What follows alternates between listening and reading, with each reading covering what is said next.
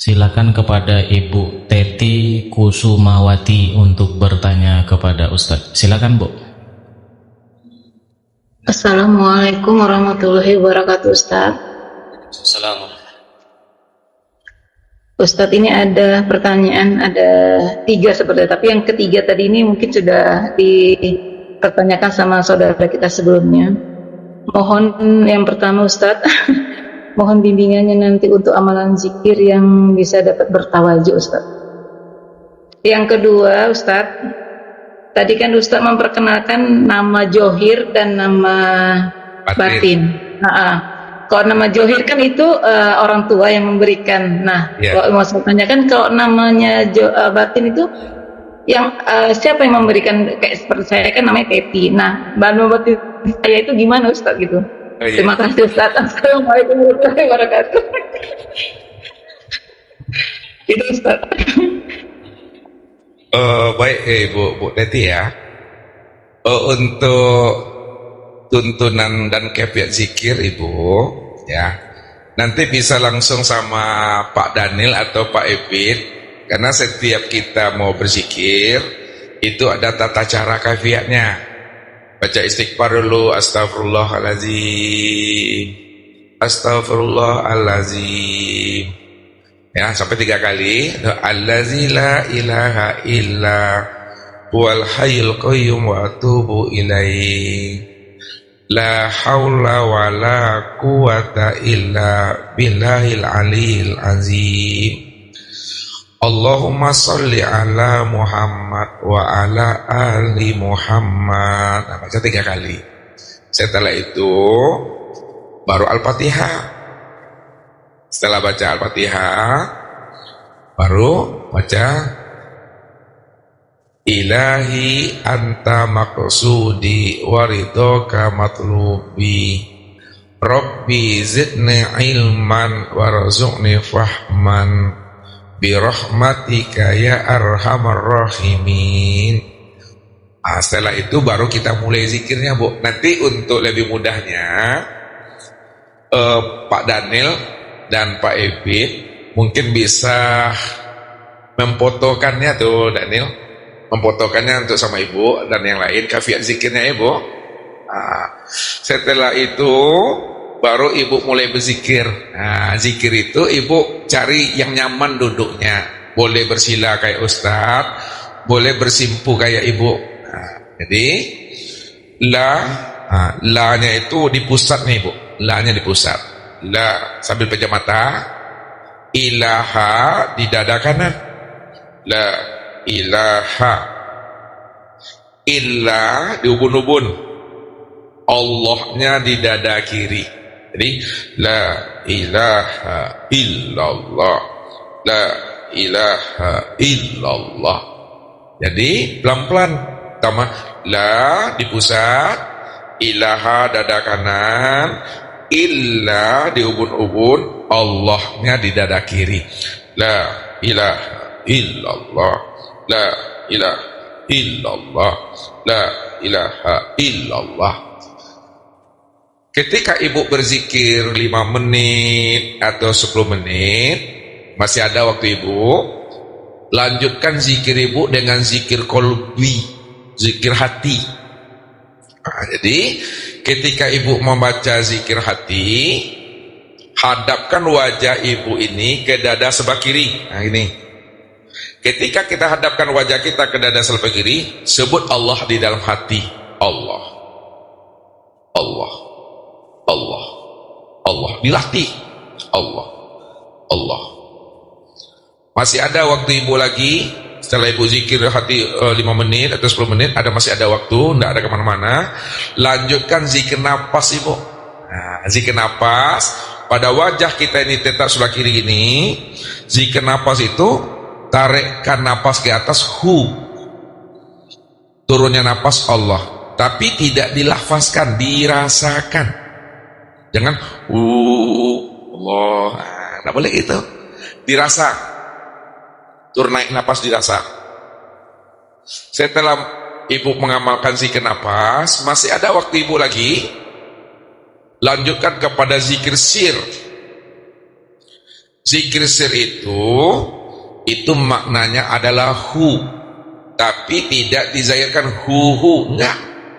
Ibu diam, karena zikir la ilaha illallah, Allah Allah, hu Allah, itu dia terhimpun kepada zikir hu, kosong, tidak ada lafaz, tidak ada huruf, dan tidak ada suara. La sautun wala harpun bil haqqi ilallah. Tidak ada lagi namanya huruf dan kata atau suara melainkan ya Allah. Ibu diam. Diam itu maksudnya paham ibu, sadar ibu bahwa segala yang wujud pada batang tubuh ini yang hu itu yang aku Allah itu. Yang dipandang hu, yang didengar tuh hu, yang diucap hu, yang diraba, yang dirasa tuh hu. Tidak ada lagi yang wujud, yang sebenar-benar wujud melainkan hanya Allah. Nah, itu yang disebut namanya zikir sirul asrar itu. Cukup memahami dan menyadari bahwa sebatang tubuh ini yang hu. Hu itu kalau terjemahnya dia, maknanya aku Allah. Aku Allah. Tapi diam, cukup dipahami. Nah, contoh, ibu yakin bahwa mik ini wujud, mik ini betul-betul nyata. Andai kata ibu tidak sebut mik ini wujud, dan ibu sebut mik ini nyata, apakah mik ini tidak wujud dan mik ini tidak nyata, ibu? Yes. Tetap wujud, tetap nyata. Nyata. Begitulah memahami makna zikirhu itu. Walaupun ibu tidak menyebut Allah nyata, Allah wujud, diam saja ibu, maka yang diam itu, yang wujud itu, segala yang ada ini, itu yang Allah tadi.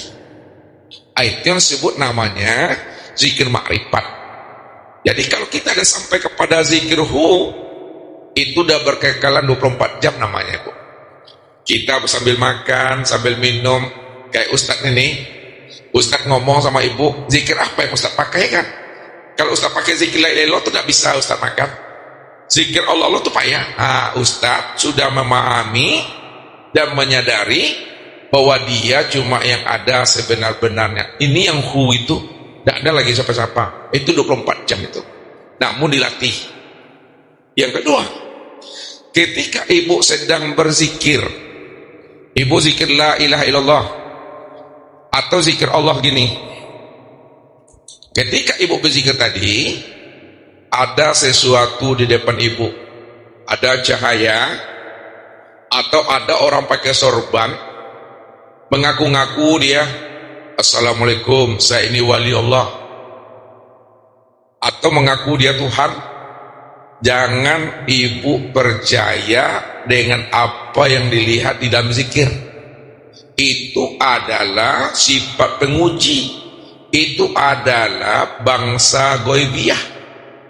Oleh karena itu, bagaimana caranya Ustaz? Ketika kita berzikir, nampak sosok cahaya depan kita atau ada orang duduk depan kita, kita buka mata kita, hilang dia, tutup lagi, nampak dia. Rupanya bukan mata ini yang melihat, mata ini yang melihat. Namun dalam berzikir, bukan itu yang kita tuju, bukan itu yang kita cari. Pada saat itu terjadi pada diri ibu, ucapkanlah subhanallah, subhanallah, subhanallah. Arahkan subhanallah itu kepada kita, lihat. Apabila dia terbakar, berubah wujudnya, lari dia, itu yang dikatakan namanya bangsa goibiyah, itu jin. Makanya orang yang berzikir, kalau tidak lurus kompasnya, tak lurus niatnya kepada Tuhan, terjadi peristiwa itu, pengalaman rohani, yakin dia dengan itu, boleh jadi nanti sebulan jadi paranormal dia nanti itu. Ya, apalagi dikasih senjata, keris, atau apa namanya, tasbih. Jangan, tetap aja ibu berzikir. Kalau memang dah cukup, tutup. Besok kita berzikir kembali. Tapi jangan itu, mudah-mudahan terjadi pengalaman itu. Itu tipu daya. Jadi tetap kita berzikir itu tak ada yang lain di sana. Itu jalan terus ke atas. Sampai nanti di dalam berzikir, apabila terjadi zuk terjadi pada diri ibu jangan khawatir. Maksud Ustaz, ketika ibu berzikir, lepas ruhan ibu, keluar dia, lepas, ditinggalkannya diri ibu terus di atas, jangan ibu takut. Itulah terjadi namanya pengalaman rohani itu. Dia meninggalkan batang tubuh ini. Nanti ada kalam nanti ibu belum kembali turun lah. Walaupun ibu tak mau turun, nanti ada kalam turun katanya. Turun situ. Aneh. Atau boleh jadi nanti pengalaman ibu ketika ibu berzikir, hilang napas ibu, hilang napasnya, kosong. Ibu tetap hidup tapi nggak pernah hilang napasnya di situ. Jangan heran. Inilah perlu gunanya bimbingan, perlu ada penuntun, ya. Jadi kalau kita nak pakai bimbingan di situ, mana tahu kita nyasar nanti ke alam jin perginya. Kita kira itu alam malaikat, rupanya alam jin. Ditangkap jin tomang kita nanti di sana. Jadi lurus pikirnya. Begitu ibu ya. Mungkin itu dalam berzikir. Yang kedua, nanti ada masanya Ustadz akan turunkan ilmu tawajuh ini. Ini kan baru perkenalan kan, Bu? Kalau bahasa Minangnya mengecek nak cukup sepatah dua patah, Bu. Mau mencong nak sekali putui lah. Tapi tak apa-apa. Iya Ustadz, nggak apa-apa. Nama zahir ibu dari kasih sama orang tua. Nama batin nanti Allah yang beri. Nanti Ustadz ajarkan sama ibu, kita semua, bagaimana cara bertawajuh. Nanti Ustadz akan tanyakan sama ibu, Bu tanya sama Allah, ya Allah, siapa nama batinku ya Allah. Nanti Allah beri jawabannya. Nanti Ustadz yang latih. Atau nanti tanya sama Allah, ya Allah, berapa umurku yang terakhir nanti ya Allah. Tanya itu nanti. Gitu ya Bu. Banyak lagi ilmu mau Ustadz turunkan sama ibu, tapi waktu juga nih masalahnya. Ya. Kalau ada waktu ibu, datanglah ke tempat Ustadz nanti ke Pekanbaru. Ya ada waktu libur. Kalau ada pula luang Ustadz nanti Ustadz pula sama ibu nanti ke sana. Kan apa-apa Ustadz ke sana kan? Nggak apa-apa Ustadz. Ya. Jadi Ustadz waktu Ustadz ketika ada libur, Bu, ada libur sekolah atau tanggal merah, baru Ustadz bisa keluar. Kemarin dah Ustaz pergi ke Kalimantan, dah minta izin pula sama guru. Besok rencananya mau pergi ke Aceh, Bu, ke Kota Cane, atau minta izin. Kalau dapat izin sama kepala sekolah, insya Allah Ustaz berangkat. Terima kasih Ustaz. Ya, Bu. Ya. Mohon izinnya nanti insya Allah datang ke sana. Iya Bu. Alhamdulillah.